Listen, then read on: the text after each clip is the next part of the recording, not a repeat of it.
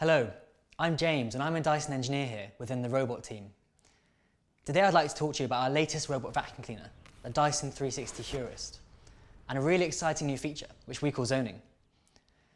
With zoning, the robot can map your home, and you can then split up that map yourself into zones or rooms. And then once you split up that map, you can then assign one of 3 power modes to each one of those zones to customize how you want to clean your own home. So now let's look at zoning in a bit more detail. First of all, to access this feature, you need to connect your robot to a Dyson Link app. The first step is to allow your robot to map your home. To do this, the robot needs to be on the dock, and you can start mapping from the app. Before you start mapping, it's also best to prepare your home. So open any internal doors so the robot can get into all the rooms of your house. It's also good to tidy up any obstacles that are lying around your home. So for example, toys, cables, books, etc. However, if the robot does get stuck on something whilst mapping, you can simply remove whatever the robot is stuck on and it will continue to map when you press the button on the robot.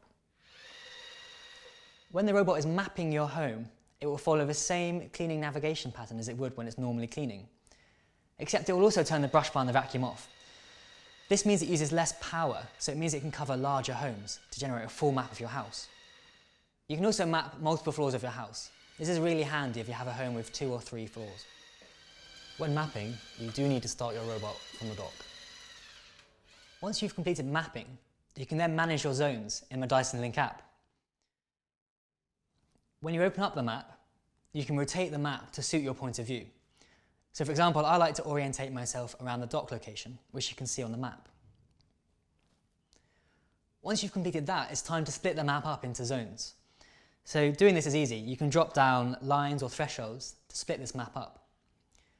We find most people tend to do this by rooms, so they split it into the living room, kitchen, etc. But really, it's completely customizable. You can do it however you wish. You can then also choose a name for each one of your rooms. Again, we've got a small list there of some common room names, but you can also customize this entirely for your own home. So once you've completed zoning, the next step is to assign a power mode to each one of those zones. In fact, there's 3 power modes which you can choose from. Each of one delivers a different depth of clean. So for example, in my home, in the hallway, I'm going to assign that to be in max power mode. This is because a lot of people come and go in that room, potentially with shoes on. So I really want the robot to deliver the deepest clean in the hallway. But then in my living room, I only want a quick daily maintenance top-up clean in that room. So I'm just going to assign that room to be in quiet mode. And as you can see on the Dyson Link app, when you're adjusting these modes, the robot estimates how long that cleaning time will take. This is because different power modes use different amount of energy. So for example, if I did my entire home in max mode, you could see the estimated cleaning time would be longer. This is because the robot has to go back to the dock to charge more often. Once you've completed zoning, you can then either start a clean instantly or schedule a regular clean using the Dyson Link app.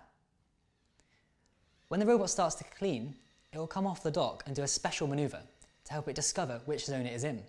And then you'll see on the app that it will say which zone it's in, and it will start to clean using the power mode which you have selected. That's all for today. If you'd like to see more information about your robot, please go to the Using My Robot section in the Dyson Link app. Thank you very much.